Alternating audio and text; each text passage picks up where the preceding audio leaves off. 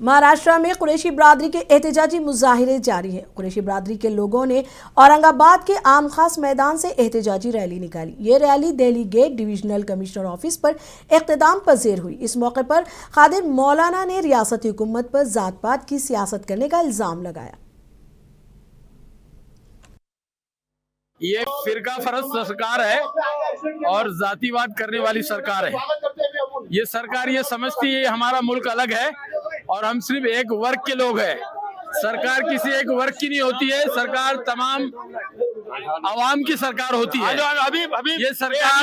ये जो सरकार है डिक्टेटरशिप चला रही है और ये मुल्क के लिए जो है घातक है।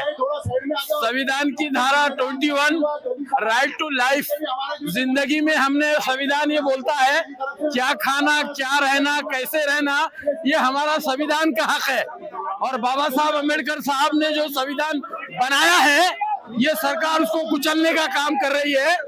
आने वाले दिनों में बाबा साहब के संविधान के लिए हम अपनी जानों को कुर्बान करने के लिए तैयार है।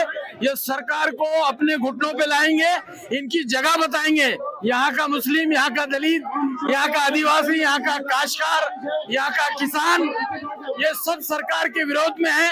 ये सरकार ईवीएम मैनेजमेंट की